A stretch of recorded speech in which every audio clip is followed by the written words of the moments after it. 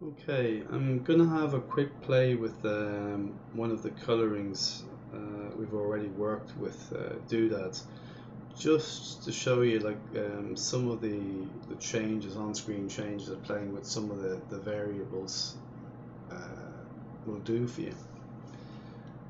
Okay, what we're going to do first of all is we're going to let's put it up just so it's easier to see. Let's put it into doodad mode. Okay, so you've got your Mandelbrot on screen. We're going to close this in a second, but first of all, outside, click on the library. We're looking for, if you recall, my formula LDM Dennis Magner doodads. Okay, let's turn off repeat gradient to get rid of those funky lines. You'll hit F7 to bring up the fractal mode Julia switch. Okay. Okay. Let's have a look. Let's find a nicest kind of Julia, because well, depending. Let's even go. So we're going to play with a few things here. So somewhere around there will do nicely. Okay, as promised, let's close the Mandelbrot window. Don't save it. We'll maximize the Julia, the new Julia. I've got rid of the, actually where is it, the tool window fractal mode, Command Shift F5. Okay, first of all we want to get a different flavor. I'm not happy with the flavor of this, so let's work with the outside coloring tab. Doodads. Okay, it's transferred over with the Julia switch. Okay, let's go with numbers first. What I want to go for is something nice and round, ringlety or circly, or yeah, ringish, I think is the best word to say it. Okay, something possible there. Normally this is around the FGH. Okay, D is another possibility. E, F. Okay, another one. F, G, H. Okay, let's try number 6. Ooh. 7, 8.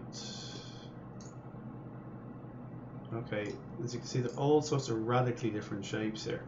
We can go in and adjust the formula. Let's just play around with the Julia for a sec. It's kind of a bit too bunched together here. Okay, separate it, throw it out there a bit. Okay. That's probably a bit easier to work with. Okay, let's go back to our outside coloring. Okay, 6E, F, H. Okay, I like the look of that. So we've got a, what, 6H, so 7H, 8H, 6H in this case. Okay, depending on the Julia, it'll be different. Now, what I want to do first of all is get rid of this background, so we can see it a bit better. So if you remember, this is the F4 to bring up the gradient browser. We'll right click in the opacity field, link color and opacity, drag down the leftmost node. We will insert another node here on the right hand side. Okay, we want to get rid of this shadow. So we've got nice sort of sharp shapes to play with on screen here.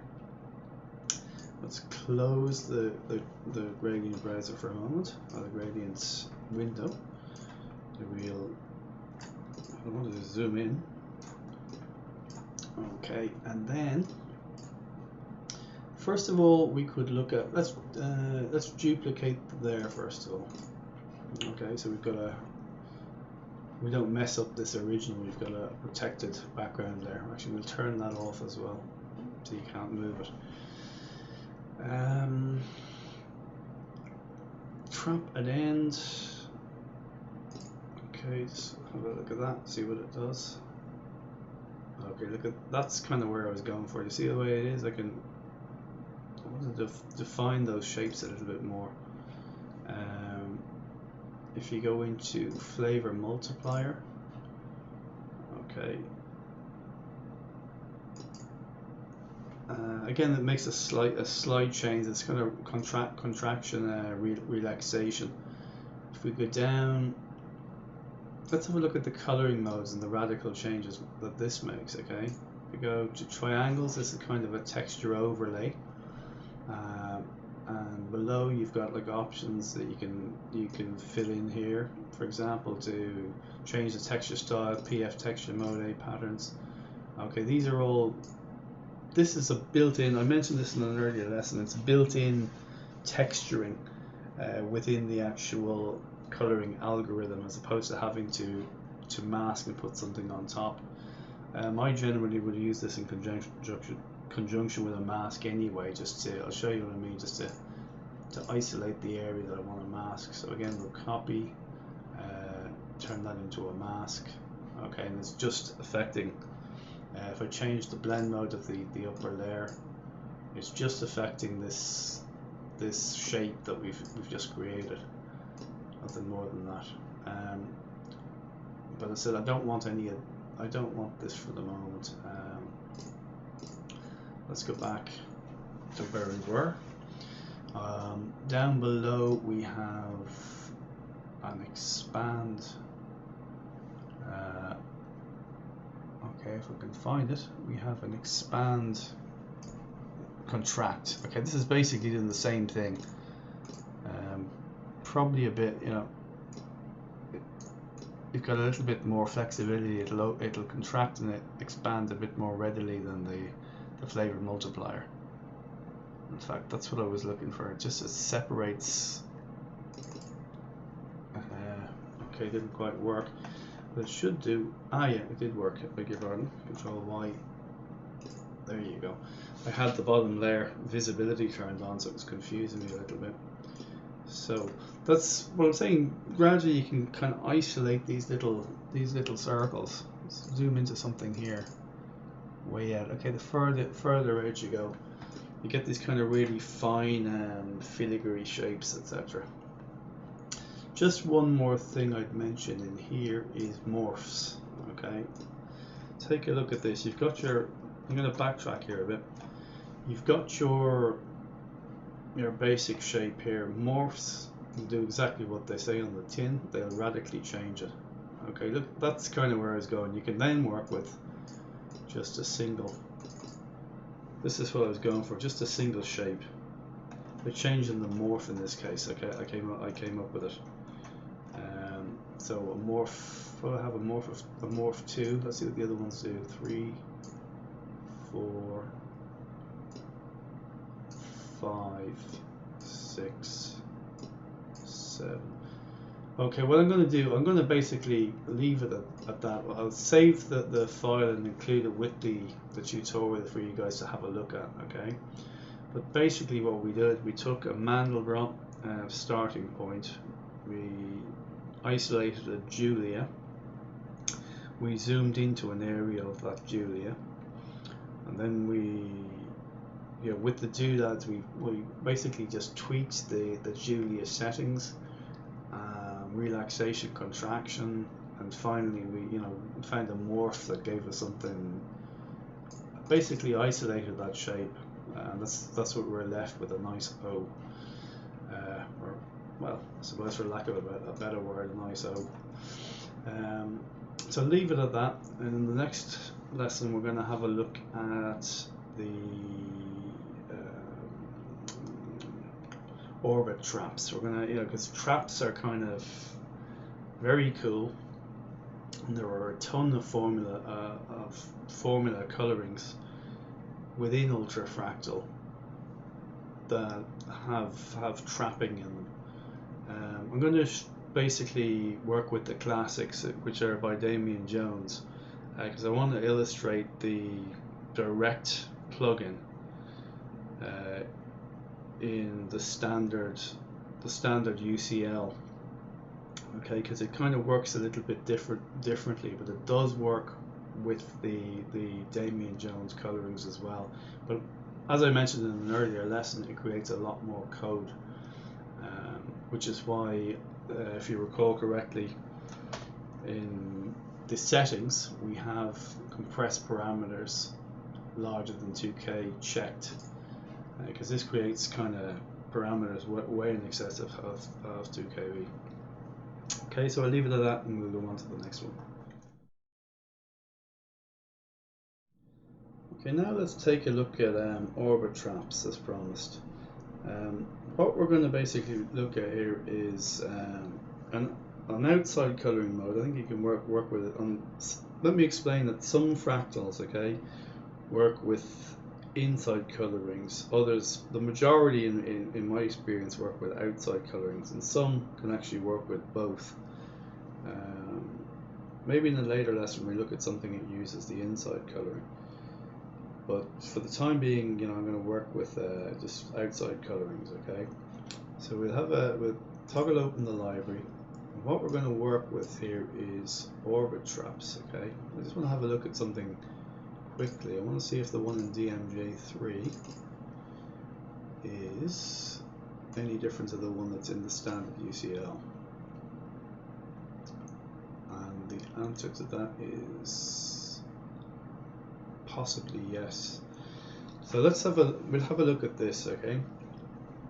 What we want to first of all do is turn off repeat gradients, bring up F4. Okay, we get rid of this blue background, so right click in the opacity field, link color and opacity, and as we have been doing, we'll drag down the left, we'll insert another point on the right. Okay, incidentally, if you're seeing this, I'm not sure, my Mac keyboard is actually broken at the moment, so I'm actually using a Windows one, and I'm not sure if the function key on the Mac keyboard will do the same as the insert key on the Windows keyboard, but I use the insert key, and that's why you're seeing that Q on screen, okay, and as such, I can insert my point, so that's what I've been doing when you see that question mark. It's just the insert button on my keyboard. Okay, so let's close the gradient window for a sec. Let's turn this into a nice Julia. So F7, bring up the Fractal Explorer.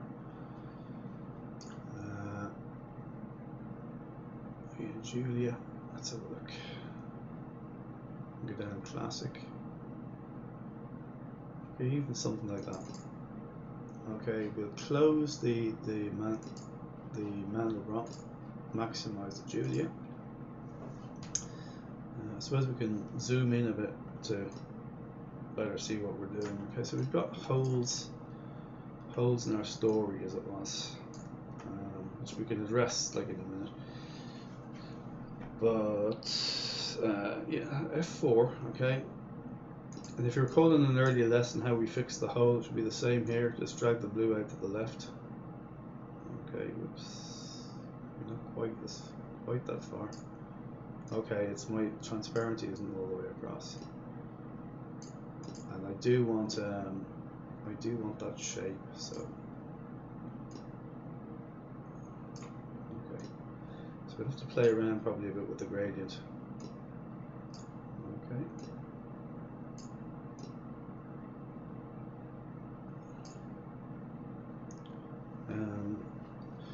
Okay, so what we have, show options basic, which I think is fine. If you go and see what advanced has,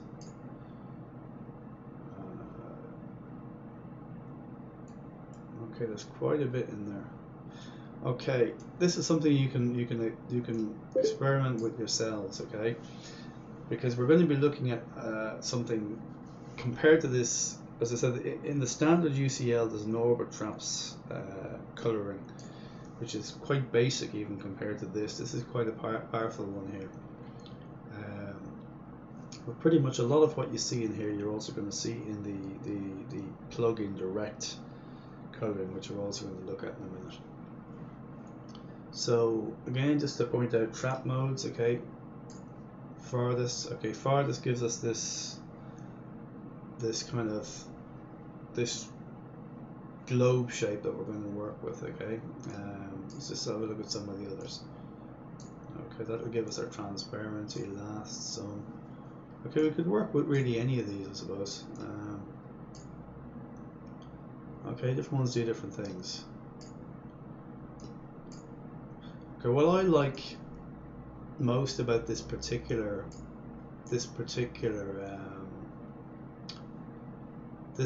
orbit trap, okay, this trap shape point, is this kind of globe that it gives you. Okay, so we've already seen by clicking on farthest or furthest we can get that. Now I'm not sure what's going on here. I've got to get my transparency back for a minute. I've done something. I've got 2 points and one of them. Okay, that's what I need there.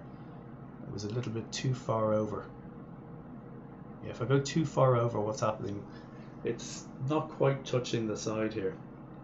If I bring it over far enough so it's not overlapping this other point at the bottom, okay, then I get this nice sort of roundy shapes without the hole in the middle. Okay, so trap shape point, aspect ratio. Okay, aspect ratio 1 means a 1-to-1 ratio. Basically, by clicking on that, okay, let's close the gradient window. By clicking on that, as you can see, it's sort of squashing and squeezing and doing other sort of, you know, it can overlap and create nice shapes as well.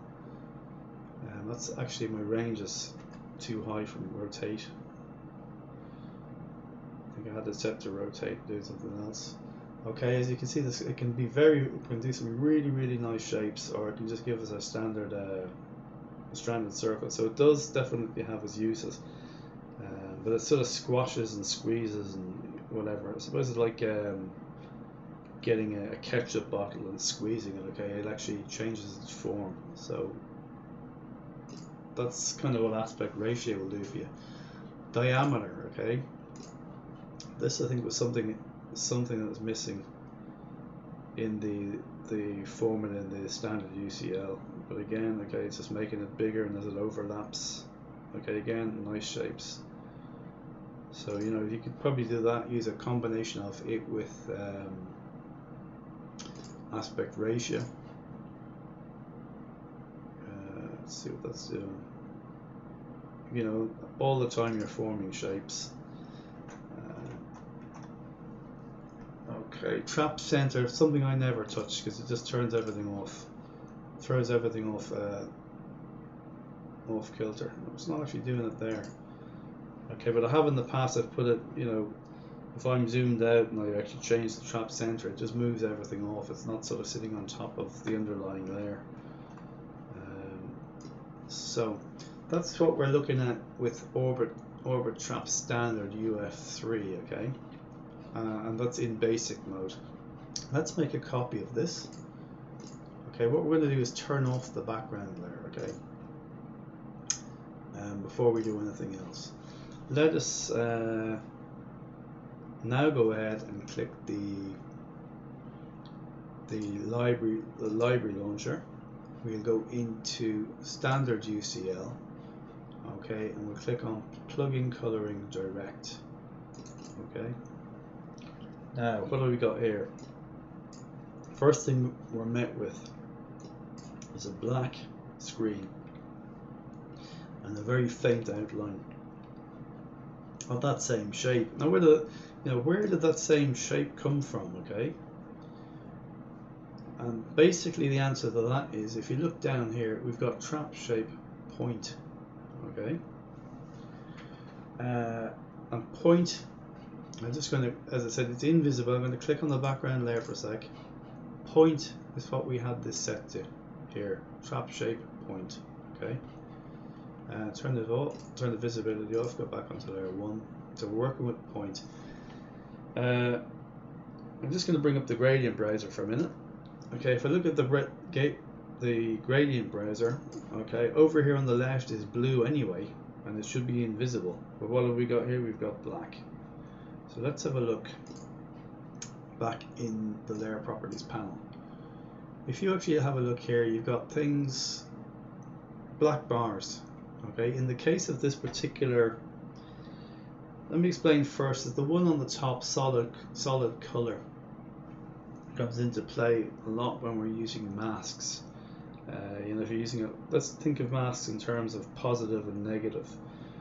Okay, and the black basically is a positive mask, and it basically,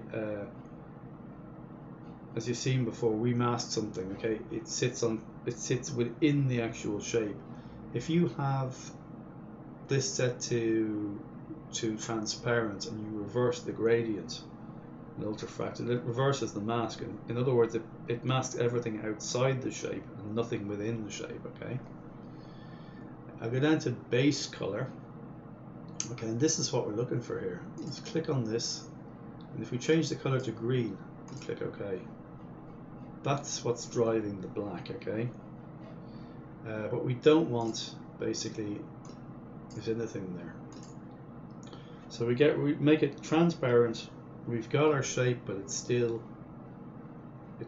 you know, the shape itself is too transparent, and that is driven by the trap merge opacity, which by default with this coloring, I'm not sure why it is. I think Ron explained this to me once upon a time. It was set, or Damien, I'm not sure who it was. I think maybe it was Ron. That this is set to 0.2 for some reason, but I can't remember what. But what you basically do is just override that, type in 1, hit return. You know. Now if we actually turn on the opacity of the background layer, turn off the opacity of the top layer, it's exactly the same. Okay, so we'll turn off the background layer again. Now, as I said, I've pointed out to you a point here. Now look at this. Okay, if I click on this, this is what I was trying to get to a second ago. The shapes, what you have within this plugin formula is the ability to actually see on screen the shapes, like what asteroid will give you, what box will give you, cross, diamonds, hyperbola, point, lines. Okay, let's click on lines. Bang! You know, it's so much more powerful than just the standard Orbitraps coloring. Okay, I use this almost all the time now. In UF4 we didn't have the luxury of these plugins. In UF5 we do, and they are immensely powerful. That's, again, I'm going to make a copy of it because I like it. Okay, I'm going to turn off the copy. Let's go back onto layer 1, change that back to point. Okay, point. Okay, within trap position, okay, I think you can actually get it to within the actual point. Okay, point has its parameters too. Maybe not here. Okay, and some of these, maybe as you get into the filters and plugins, you get more options. Trap threshold, I think it was actually. I beg your pardon. If I look at trap threshold here, point. Okay, yeah, that will enlarge. Can you see it's enlarging and reducing the size? Okay, so the trap threshold is basically is a variable, is a parameter of the actual point coloring. Okay, point coloring, but the point coloring is within this plugin container. But also the trap scale can be controlled by the trap scale within the container. So, you know, use one or the other basically. Use one or the other, but don't use both. So just to show you, there's two ways. It's an option, but just bear in mind you only need to use one of them. Rotation. Again, probably not with this. It does work with other things. Okay. With this particular one, okay, maybe it's because they're round or something. If I change, let's have a look at the top there for a sec. And I have a look at rotation.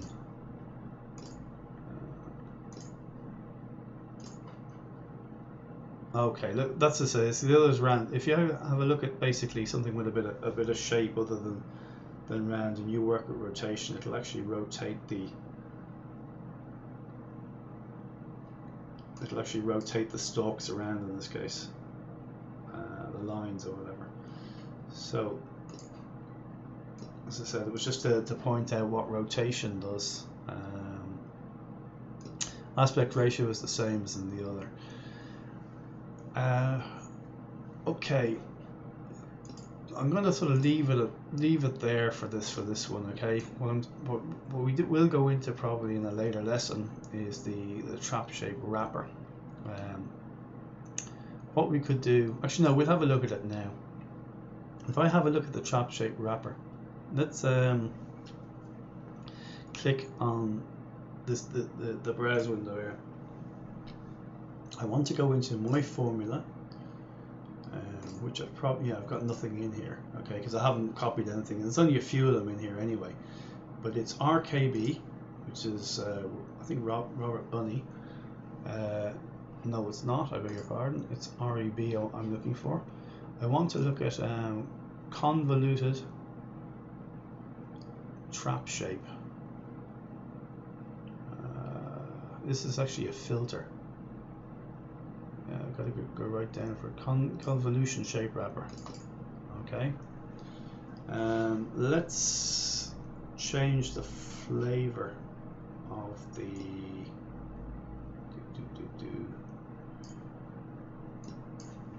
convolution shape. Okay, so convolution shape wrapper, trap shape. Okay, point. Okay, I want to change point to if we go back to DMJ, let's change that to lines. Linear wave, I think it was just lines that we had. We haven't got the same options here. Let's go linear wave. Okay, so this time, okay, we have the plugin container. Okay, within that we've got a convolution shape wrapper, and the convolution shape, okay, you've got to toggle open convolution shape wrapper, and the actual shape we're using here is linear wave. Okay. Now beyond that we have if I close it for a sec. So this is, well, I said the danger you get into, because these guys are so long, so big. Convolution shape wrapper. I should have an option here for filter.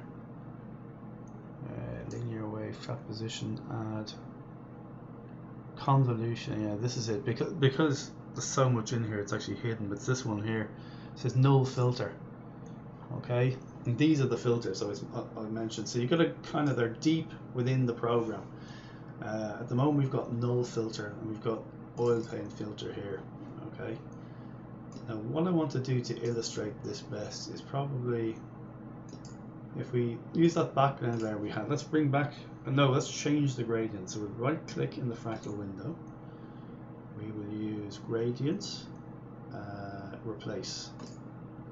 Just as I said, I want something different. I want a background in there. Okay, and let's slide that along. Okay, we go up to the layer which we're working on. See if we can change the color of that. Aha, yes, what I wanted to illustrate here is if I go Command J, okay, watch this. I hit HSL and I slide it. It's updating on the graph, but it's not updating in the Fractal window, okay? Which doesn't really, I do that and it's real hit and miss if you're getting anything at all. Okay, let's go ahead and slide the sliders. Okay, by working within the actual gradient window, we do get results. Okay, but what I want to do here is I want to change that blue. I want to change the blue to a, oops, to something a bit more visible. Maybe it's value. Again, watch this. If I click on that, try to use the sliders here, nothing happens at all. It'll update here, but it will not update in the Fractal. But if I click here, okay, and change the value, it will update. Okay, so I want to go for something a bit on the red side. So in other words, this is what I said to you before about big gradients. try to avoid anything with too many stops, because you may want to go in and use this plug-in coloring, and it's just, you know, it's unmanageable basically. You won't know where you are. Okay, so something like that. Okay, I'm going to go back to that background. I'm still not happy with the background color, so I want to demonstrate this filter a bit. I want to maybe get that yellow, something like that. It doesn't really matter what I have in the background. I just want to show you what happens with the filter, with the oil paint filter here. Okay, so where was I? have to dig down. If you look here, there's a lot of information on here, which Rob has included, what it's built on. Okay, these are the guys that matter. Let's have a look at the Fractal Explorer mode. Okay, if you have a look at that, there's kind of a lot going on here. It's actually adding art to your fractal. Let's have a look. So something, you know, in itself, that's something, you know, a radical change. Not sure about the samples. Top threshold again is bigger, smaller. So just that simple little filter makes a big difference. Okay. So I'm going to say that's a lot to actually swallow, but it just goes to show you the power of these new plug-in colorings. Okay, you can keep it simple. Let's just make a copy of that again and go back and turn this off. We'll bring it back to point. So instead of where I said we had trap shape, wrapper, convolution, let's just turn that back to point, or ampersand, whatever it is. You can take your pick from that. Atom spiral maybe. Okay, that's kind of, you know, we go back to the guy on top. Let's change the blend mode of it. Okay, you know, even as I said, we'll leave it at that. As I said, you've had a look basically at the simplistic the simplistic version of the orbit traps coloring. Okay, but just to show you that by delving into the plugin direct, working within that, you can keep it simple, do exactly the same as what you have been doing with the basic orbit traps formula, or you can take it a level further by adding filters, etc. So I'm going to save it at that, and we'll move on to something else.